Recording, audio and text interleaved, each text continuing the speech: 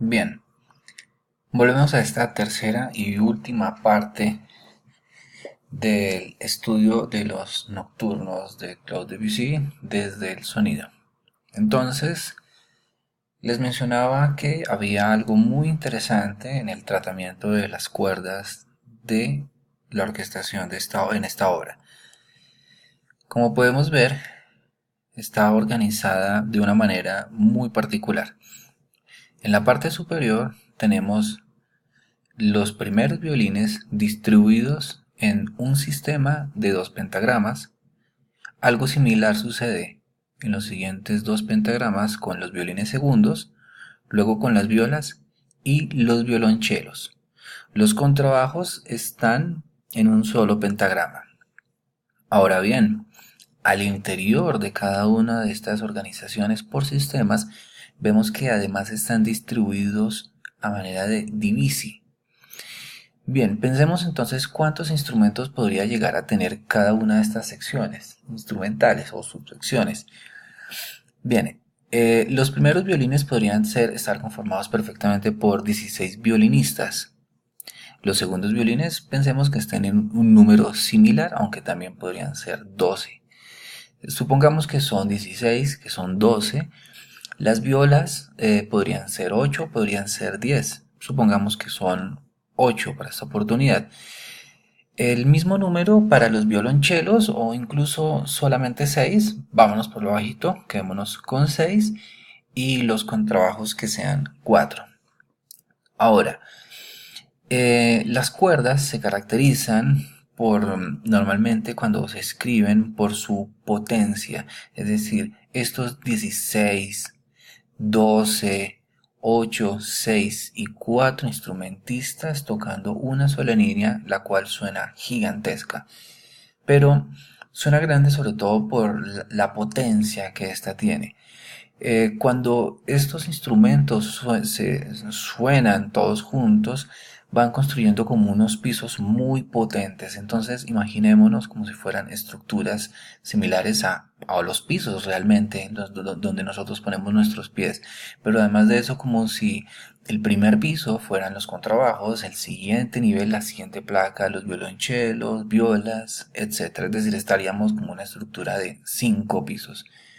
Debussy aquí no nos está proponiendo unos pisos. Pareciera que nos propone que entre los pisos también hay algo, ¿no? Como sucede, de hecho, ¿no? Normalmente en los espacios. Entonces, esto nos da un efecto en donde las cuerdas no necesariamente van a sonar muy grande, o más bien muy fuerte, o sea, o con esa potencia que las caracteriza, pero es que tampoco lo necesita por lo que nos muestra desde las dinámicas, pero sí va a poder aprovechar cada uno de estos grupos instrumentales como de una manera, casi que de una manera individual, como si tuviera en sí mismo allí una orquesta con muchos instrumentistas. Entonces, veamos cómo quedarían distribuidos ahora los atriles. Entonces, tendríamos un primer atril de 8 instrumentos de violines primeros, los de otros 8 de los otros primeros. En el siguiente tendríamos en violines segundos un primer atril de 6, un segundo de 6. En viola se estaría dividido entre 4 y 4, en los violonchelos de 3 y 3, y los contrabajos incluso también 2 y 2, porque también hay bastantes divisi. Pero bueno, esto no es suficiente, se quedaría un poco corto. Ahora imaginémonos esto, pero en un escenario. Entonces, los primeros violines estarían digamos, el primer atril estaría en la parte derecha, el segundo atril estaría en la parte izquierda. Entonces, veamos cómo el primer atril en este caso de violines primeros, y luego el cambio más bien los atriles de violines primeros y los atriles de violines segundos se van moviendo como una manera ondeante. Y ondeante porque en últimas esto que están haciendo violines primeros y violines segundos podría ser hecho solamente por una línea instrumental, es decir, estar hecho solamente por los violines primeros. Y veamos las distancias que tienen los diseños. Tenemos allá arriba el fa, luego el re, y luego hace los violines segundos hacen el re para saltar al la y al mi, etcétera. Lo que está buscando acá Debussy es no solamente aprovechar a toda esta cantidad de instrumentos, sino también la posibilidad de ir moviendo el sonido en el escenario. Eh, Cuando se hablaba que Debussy seguramente estaba hablando de cine sin conocerlo, pues de hecho sí, seguramente sí estaba sucediendo. Esto es algo bastante romántico, pero sí se estaba anticipando bastante, porque el efecto es un efecto que en sala sería algo parecido de una manera, digámoslo, bastante primitiva, pero es que primitiva porque era completamente analógica a los diseños que tenemos hoy en salas de cine, es decir, a este tema, el tema del paneo. Sería un paneo en un sistema 2.1 nada más, pero él está viendo que estos instrumentistas podrían ser aprovechados de esta manera también. Ahora, él no solamente usa esto en esta obra, lo hace en gran parte de sus obras orquestales, y el efecto que da sobre las cuerdas es un efecto bastante cálido y muy sonoro. Entonces es tal vez uno de los aspectos más interesantes a tener en cuenta. Entonces vemos acá cómo lo hacen los clarinetes y fagotes nuevamente, y acá vemos más adelante hecho por violines primeros y segundos cómo se distribuye, que era la misma imagen anterior, pero haciendo referencia solo a ellos, es decir, fagotes y clarinetes lo hacen en una sola línea, mientras que los violines se distribuyen en distintos atriles.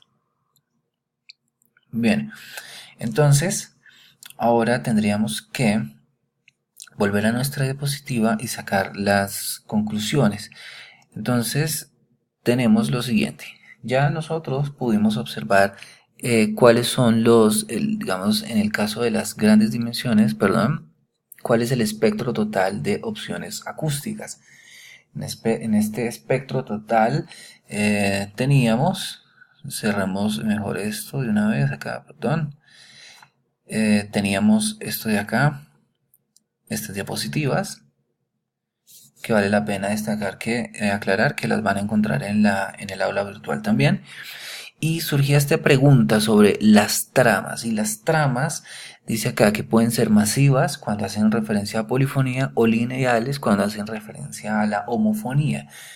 Digamos que, aunque hay bastante movimiento, nosotros observamos este tipo de movimientos acá en esta diapositiva, no, tal vez no en esta, sino en estas diapositivas de acá. Estos movimientos son movimientos completamente acórdicos. No estamos hablando de una polifonía propiamente dicha, cuyo objeto es describir el movimiento de las nubes. Eh, También veíamos que esto que pasaba aquí con las cuerdas, que estaba bastante quieto, que yo incluso les decía esto parece un gran pad, como pasa ahora con las bandas de pop inglesas que lo usan bastante. Nos muestra que sí, de hecho funciona como un colchón, y que los trazos se dibujan en las partes superiores a las cuerdas. Es decir, como si en este fondo que yo tuviera acá, este fondo correspondiera a las cuerdas, y todas estas líneas que yo veo acá son estos instrumentos. Pero el comportamiento es absolutamente lineal. Entonces nosotros podríamos decir que esto es principalmente lineal. Esa es una primera conclusión. ¿Sí? Es principalmente lineal. Y ahora, el grado y frecuencia de contraste no lo podríamos establecer todavía en esta dimensión para esta hora, porque estando en la gran dimensión tendríamos que observar ese contraste comparativamente con los otros movimientos. Ahora bien, en esta pequeña dimensión, nosotros veíamos que las dinámicas tenían, digamos, que ese grado y frecuencia de contraste era medio e incluso bajo, porque el espectro de dinámicas es demasiado pequeño. Y recordemos que el uso de la dinámica tenía una intención expresiva sobre todo. Ahora, sobre el tema de la distribución de los timbres, también veíamos que cada una de las articulaciones obedecían a un comportamiento en particular de la orquestación. Es decir, Debussy seguramente era una persona que era consciente de que estaba siendo bastante atrevido en algunos de sus procedimientos, pero en términos formales, desde la orquestación era muy conservador. Y eso es todo un acierto porque permite que a través del diseño sonoro de sus orquestaciones, de su obra en sí misma, fueran demasiado claras. Es decir, se entendía bastante bien su música desde ese aspecto. Y ahora bien, sobre las características temáticas, veíamos que no, digamos que se casaba con unos timbres para los temas y era bastante conservador, no hacía ningún cambio sobre eso. Los cambios estaban en las texturas que acompañaban sobre todo, pero no es una persona que en este momento, o más bien un compositor que en este momento tenga un interés por desarrollar temas ni demás, ni tenga grandes ambiciones en este aspecto. Tal vez su mayor ambición era lograr expresar tan complejas emociones que podría tener una pintura simbolista como los nocturnos de McNeil. Bien, entonces, para nuestros análisis, nosotros en esta fase de observación vamos recogiendo toda esta información, pero todavía no podríamos llegar a tener una visión global de la obra hasta que no vayamos observando cada uno de los aspectos, es decir, el comportamiento armónico, rítmico, melódico y demás. Bien, entonces espero que haya sido de utilidad este estudio y nos vemos prontamente.